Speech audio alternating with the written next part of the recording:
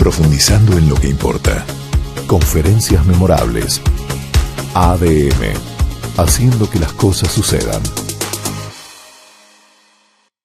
Retomamos este repaso de los expresidentes. Turno del doctor Luis Alberto Lacalle Herrera, presidente de la República entre 1990 y 1995. En una conferencia memorable de ADM se le preguntó, era gobierno del Frente Amplio, hace algo más de 10 años de esto, también cómo veía el futuro, y él se preguntó qué país esperamos o qué país vamos a hacer, y se respondió: me gustaría hablar del país que vamos o que podemos llegar a hacer, porque tenemos que decir que no aceptamos el determinismo histórico, pero sí hay condicionantes geopolíticas, humanas, culturales y económicas de las que tenemos que extraer ese futuro que no vamos a esperar sino a hacer. No refundar, no comenzar desde cero, pero sí tener en cuenta las condiciones en que nació y en que va a desarrollar su vida nuestro país. Nuestra independencia, largo tiempo disputada con los países vecinos, no aceptada ni querida por ellos en principio, solamente tolerada, actualmente la tenemos que defender en el campo de lo económico y comercial. Nosotros queremos las mejores relaciones con nuestros vecinos, no políticas, y el hecho de que el Parlamento del Mercosur haya cesado de existir nos parece una muy buena cosa para el futuro del Uruguay. Tenemos que redefinir los términos de la relación platense y hacer del comercio el centro de nuestra actividad, como decía el doctor Valle. Un Mercosur comercial, pero que se cumpla, es lo que tenemos que hacer hacia afuera de nuestro país. Y dedicarnos fundamentalmente en la región, como lo ordena la geopolítica desde el inicio de la Revolución Platense, a la logística, al puerto, a los canales, a la hidrovía, a todo lo que represente aprovechar nuestra condición de estar en la esquina del Río de la Plata y del Río Uruguay. Y por eso, canales, ferrocarril, carga aérea en Santa Bernardina, hidrovía, nuevos puertos, es lo que tenemos que hacer hacia la región para poder tener un lugar en el mundo. Y en el resto del mundo un pragmatismo nacional, definir por intereses nacionales nuestro posicionamiento en el mundo. Los países tienen intereses permanentes y eso es lo que el país tiene que definir, recordar y aclarar. En este tiempo que vivimos no hay naciones independientes.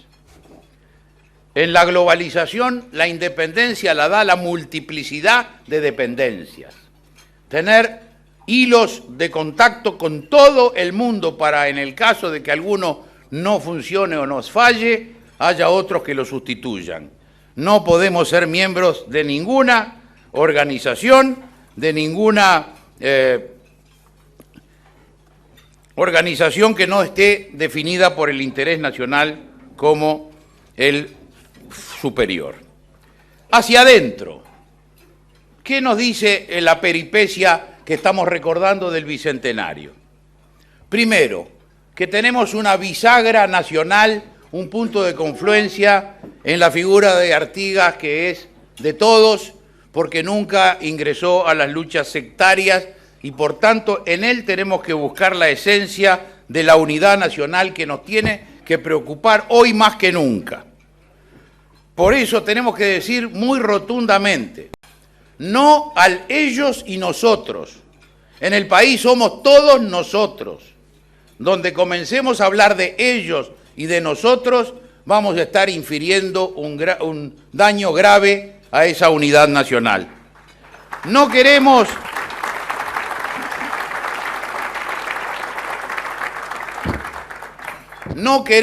de nuevo ni 1963 ni 1973, con una experiencia de minorías soberbias de un lado y de otro, alcanzó para nuestro país y las heridas todavía las tenemos que sanar.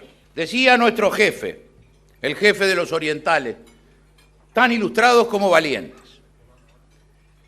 Y nos parece que la valentía que nos pedía el protector de los pueblos libres, hoy tiene que traducirse no en valentía en la lucha armada, sino en la valentía de asumir las cosas como son y no negarnos a ver la realidad como es. La realidad es como es la suprema elocuencia de la vida, es la realidad. Y tenemos que decir que el país de diagnósticos está cansado. Diagnósticos en lo económico, diagnósticos en la enseñanza, diagnósticos en la seguridad. La manera de enfrentar las cosas es con respuestas a través de decisiones concretas. En materia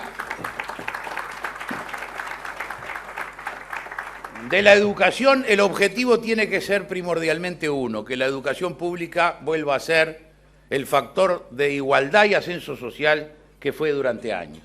La queremos a la educación pública tan buena o mejor que la educación privada. Pero para ello tiene que llegar el momento de asumir responsabilidades. Y las responsabilidades primarias son del gobierno, de este gobierno continuador del anterior, que ha tenido mayoría parlamentaria y ha tenido recursos suficientes, más que suficientes. Entonces, ¿qué va a pasar con la educación? Es importante que entre todos lo analicemos, pero a la hora de las decisiones, primero que el actual gobierno nos diga si tiene alguna idea, si esa es compartida por toda la coalición y si la va a llevar a cabo. Y cuando haya manifestado estas tres cosas, nosotros emitiremos nuestra opinión para ayudar cuando las ideas o las soluciones sean buenas. Conferencias memorables. Colección de oro de ADM. El doctor Lacalle Herrera obviamente viene de una familia, de una tradición de más de 100 años, ¿no? Luis Alberto Lacalle Herrera, Jorge. Otro gran presidente que tuvimos, un hombre moderno, un hombre con una visión de futuro, que supo implementar un desarrollo para nuestro país, incorporó conceptos que nosotros no los teníamos en cartera, ni siquiera en un pensamiento. Un gran amigo, por supuesto, un hombre comprensivo, pero lo más interesante que cuando él participa en una conferencia antes de la elección en la Asociación de Dirigentes de Marketing, la propuesta era 5 propuestas justas y creíbles. O sea que 5 propuestas que asume un compromiso. Quiere decir que era un hombre que se asumía y lo asumió la presidencia con un compromiso que llevó adelante. Algunas cosas no salieron porque el país no estaba preparado. De vuelta, como cuando empezamos, es un país muy democrático, por tanto privatizar no estaba en los anales, porque cuando Inglaterra se retira del Uruguay, José Valle Ordóñez toma esas empresas y pone empleados públicos. Y el concepto de Uruguay, con un peso de empleados públicos, que no quiere decir malo, tenemos empleados públicos que sean buenos, pero conceptualmente no estamos para revolucionar. Una empresa pública, muy difícil que se pueda hacer una empresa privada, que era el proyecto que tenía el doctor Lacalle, que para mí, hoy visto en la distancia, hubiese sido algo interesante para un cambio de un país que tiene 3,5 millones de habitantes, pero que no es un país chico, 18 habitantes por kilómetro cuadrado. Esto es una viña que no sabemos explotarla porque mantenemos resortes que no se han modificado. Entonces cada cosa en su momento y en su lugar. Los que escucharon alguna vez al presidente Jorge Valle, ni que hablar en la intimidad, digo, fuera de micrófonos o de cámaras, pero los que lo escucharon en un debate parlamentario, en una entrevista, en cualquier lugar donde estaba, saben que era un tipo frontal. Es decir, te decía las cosas sin anestesia. Vamos a recordar aquel ping-pong que ya en estas conferencias memorables lo hemos recordado, de preguntas y respuestas de noviembre del 2001. Fíjense ustedes, han pasado más de 20 años, que los amigos del doctor Valle titularían Ese era Jorge. Hemos visto el decreto por el cual se autoriza a empresas a competir en el área de telefonía internacional. En diversos países del mundo, cuando se liberalizaron las licencias internacionales, los operadores existentes pusieron trabas técnicas para demorar o evitar el ingreso de nuevos actores y nuevas tecnologías. ¿Cuál va a ser la actitud del gobierno si eso se da acá? La actitud del gobierno va a ser la que ha tenido desde que ha llegado, vencer las dificultades administrativas existentes para hacer las cosas y cuando se pueden implementar, seguir de cerca con un ojo avisor, como dice Pronceda, para ver que las cosas se hagan realmente. Señor presidente, aquí lo felicitan por su gestión y al frente de su gobierno por la lucha contra el contrabando, pero dice que sin embargo la información que manejamos, dicen quienes la preguntan, nos indica que la relación entre contrabando y contrabando técnico es de 3-1 a favor del último. ¿Qué medidas piensa adoptar el gobierno contra la subfacturación? La primera cosa que vamos a pedirle al señor es que nos dé la información. Si él sabe que 3-1 tendrá una información precisa. Y la gente que tiene información tiene que dar la información para que el gobierno actúe. Le aseguramos que le vamos a mantener el silencio de la información. Y la otra cosa que vamos a hacer es seguir trabajando. A veces acertamos, a veces cerramos, pero por lo menos trabajamos. La pregunta se la hacía a la Asociación Comercial del Uruguay. A ellos mismos le digo, al señor Klodowski, que me dé la información si la tiene. Muy bien. ¿Cómo se va a disgregar el apoyo a la quesería artesanal en torno a los que aportan y a los que no? Bueno, pasa lo mismo con todas las cosas, en los quesos y en los que no son quesos, en el calzado. En donde hay gente que tiene en la Unión algunas fabriquitas de calzado que son totalmente informales y que atentan y compiten con los calzados, con los que trabajan con formalidad. Trataremos de que todo el mundo cumpla con las normas, una de las cuales es bajar el IVA. Señor presidente, ¿está de acuerdo en apoyar el proyecto del senador Larrañaga que fija una cuota mutual para los maestros de 480 pesos? Mire, la cuota mutual para los maestros y para todo el mundo siempre es una cosa muy interesante. El tema es que se precisan recursos.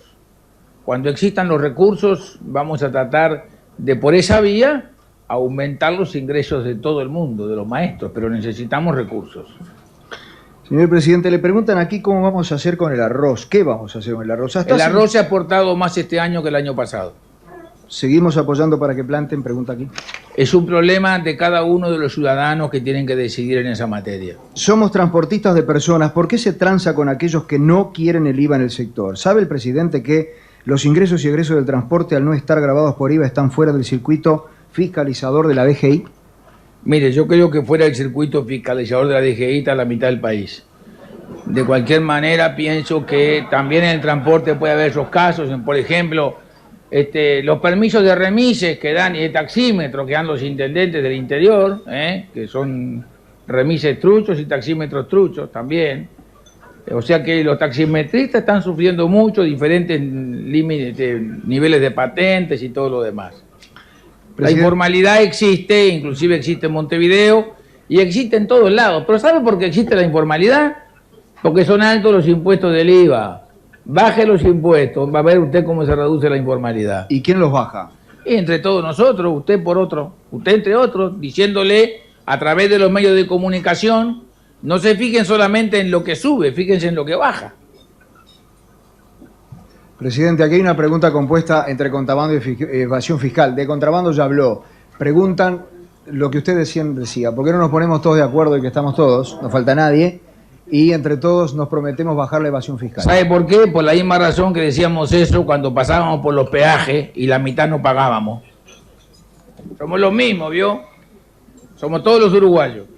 ¿Cuál es, presidente, el objetivo del Estado al eliminar la franquicia de $50 a las compras a través de Internet? ¿No sería el objetivo del Estado es que todos los uruguayos que quieren comprar paguen los mismos impuestos acá que fuera del país. Sobre todo cuando hay señores que con 50 pesos que no quieren pagar, importan bultos por DHL con 24 zapatos de pie izquierdo. Y después importan otro bulto con 24 zapatos de pie derecho. O importan por menos de $50 un laptop.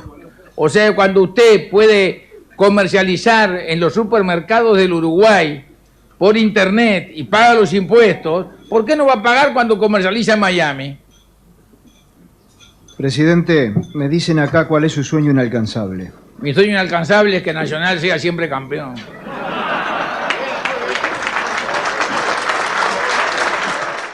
Conferencias memorables. Una historia viva. Ponencias magistrales de los líderes iluminando el evento de negocios más importante del país.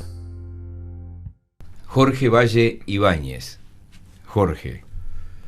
La inteligencia personificada. Realmente un hombre inteligente, un hombre con una visión de futuro muy interesante. Yo supongo que Jorge Valle y Luis Lacalle Herrera tenían algo en común, la visión de país moderno, hacia el futuro. Justo le tocó un gobierno con una gran crisis en la ganadería, en la sequía, en las inundaciones, en una presión. Y bueno, más la corrida bancaria de Argentina que la ida de la Rúa y que precipitó todo lo que precipitó. Absolutamente. La crisis del 2002. Absolutamente. Como vos decís, ya la aftosa estaba desde abril de ese año, ¿no? Desde abril de 2001. ¿no? Sí, pero la aftosa, bueno, le hizo un daño al país enorme. Después tuvimos la crisis con Argentina, la crisis bancaria, que no se sostenía, y su calidad humana, sus contactos internacionales, porque era un hombre de contactos, le permitió evitar el default, que era lo que querían, porque ese era el paquete para América Latina. Default, lo evitó y consiguió un préstamo personal de $1.500 millones del presidente Bush, a través del hermano de Bush, que era íntimo del hermano de Jorge Valle, el pianista, Valle Ibáñez. Sí, Luis. Y esas cosas las hacen los grandes hombres que son capaces de enfrentar las dificultades con cualquier salida que permita sobrellevarlas. Y eso es lo que hizo Jorge Valle, y después demostró cuando llamó a Achugarri de ministro de Economía, fue un golpe político que demostró su capacidad intelectual para tomar esa decisión. Un hombre que no era economista, sino abogado, que llevó el país adelante y pudimos sobrellevar y terminamos creciendo a 12.4, una cosa increíble. Dejó el país en plena efervescencia, evolución, que era impensable en aquel momento. Vamos a hacer otra pausa. Nos quedan además 2 bloques y la palabra del presidente Vázquez y del presidente Mujica. Esto es Conferencias Memorables, la colección de oro de ADM.